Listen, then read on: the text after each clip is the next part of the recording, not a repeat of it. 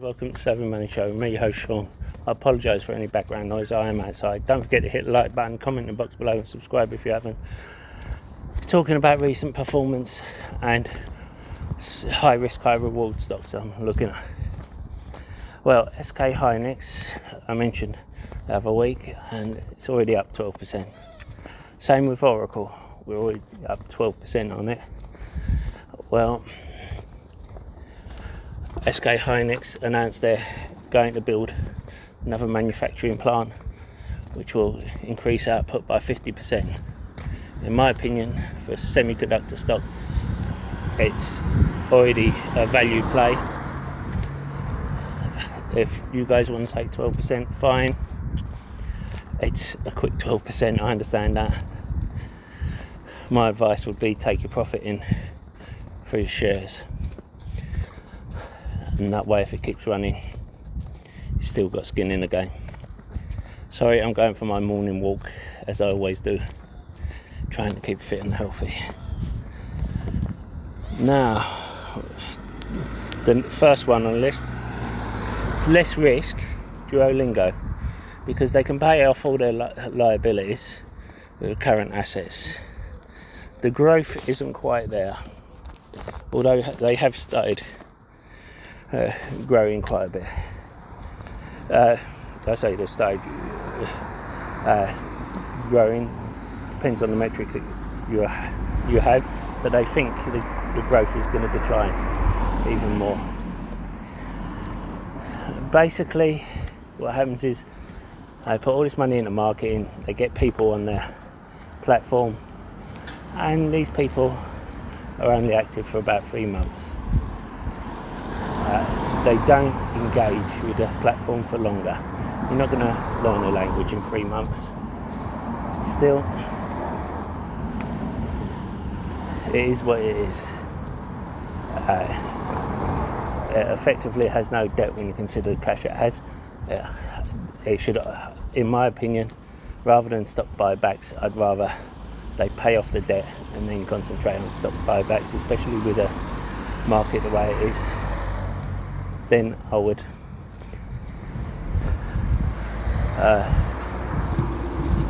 possibly look at an acquisition, but that's me. This is very high risk, high reward, Jack in the box. Firstly, food. Sorry guys. A food retailer, that a distributor, I'm sure you heard of it in America. Its market cap is a third of the enterprise value, and you can see here P of 9, forward P of 5, and you can see here price to sales 0.2. It's 2.5% profit margin. Now, with this, all the metrics look good except for one thing: the debt.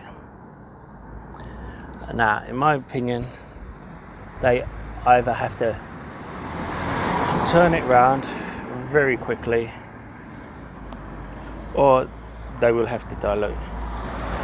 However, you can see here the liabilities outweigh their assets. The thing that gives me hope is that they brought in the same CEO who turned around previous food distributors. The other thing with this is it's 40% short interest. That of course will drive it down as well, but if one piece of good news and you'll have a short squeeze. So this is why it's the highest risk but also highest reward.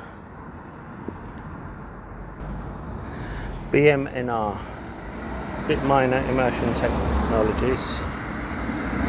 Now you can see it was $66 earlier in the year. To tell the truth, some of these spec stocks and the growth has stalled, the momentum has gone. This is why. So the next one is going to be one I'm sure you're aware of. I spoke about it when it was 35. It's Devon Energy. Now, this is a funny one because it's been dropping recently and it looks undervalued to me. The market cap is just below the enterprise value. Forward PE of 8.5. Operating margin 41%. Profit margin 17%. And price to sales 1.6. If the Iran war ended tomorrow, which we all hope it does, I would have made enough money from the rise in oil prices to justify this price. I said before the war, $40 or less. Once the war started, at $45. Yes. Now, the issue is with this new agreement, Middle Eastern agreement. They're calling it a Muslim countries agreement between Turkey and the other countries. We could have an Israel-Turkey standoff. Now, I don't know if you remember. Alright mate, sorry about that. I don't know if you remember, a few years ago, Russia kept probing different countries' airspace with their planes. One country that wouldn't take it was Turkey. And then one country Russia apologised to was Turkey. Yeah, because they don't mess around. And that makes me think that Israel going up against Turkey will have to improve relations with Greece, Cyprus and a number of other countries. Now, you will see that, and you can go back to my previous videos when SBSW, which is a gold producer, and they're using the money from gold and silver, palladium, to bring in on all their other mineral mining operations to make them into a Goliath, which is something I like. Whenever they make huge profits, instead of paying tax on it, they just put it into fast tracking one of their mines. And when it dropped 33%, obviously it had a huge run up. I classed it as one of our laggards because we didn't lose money on it last year, but we didn't gain money either. And then the wars all started escalating and it 4x'd. Now since I sold out of it, it went down 33%, and I said I would be nibbling back in. I wish I'd bought more because it's come up 28%. And I believe this escalation, not just with Iran but with Turkey, has also affected that. But because I've mentioned it before, it's not on here. And another step one, OKLO. This was a $200 stock not long ago. Of course, these stocks may never get back to their highs, and that's the thing with momentum stocks. We've seen it before where they gain momentum, hit a high once, and come back down to earth, and it may never hit that level again, or it may take 10-20 years. But these are ones you've got to do your own due diligence on. And it has an extremely high price to sell.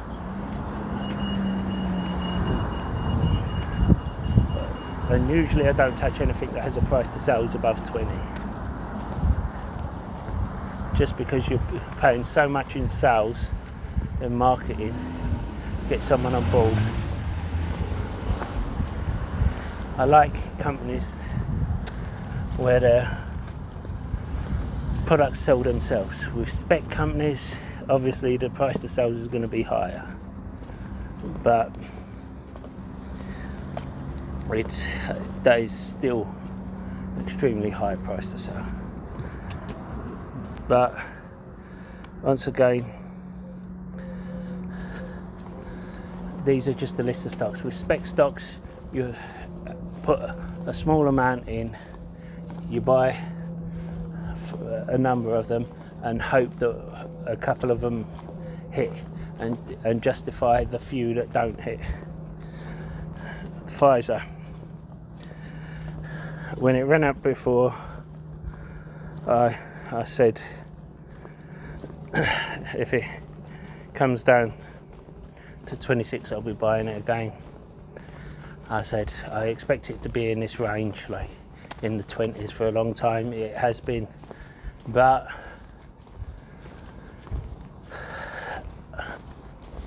I just think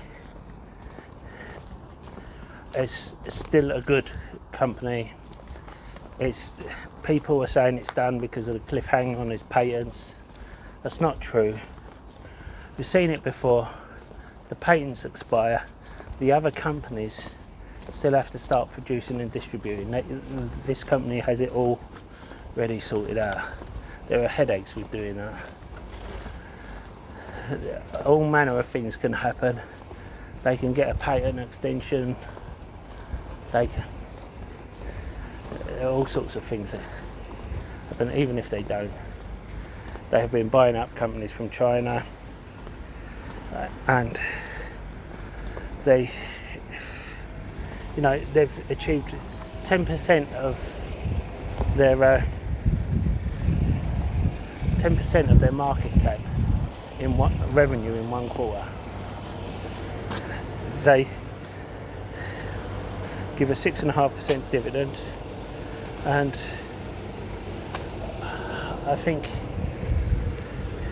if you look at it, the market cap is 50 billion under the enterprise value, forward PE of 9, and I do think,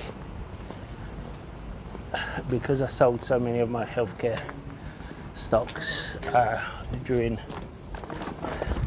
the genetic run up, I sold my CRISPR when it went over 100. I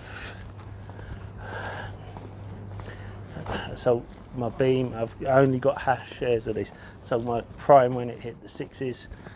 That was a good one for us because we bought at 125.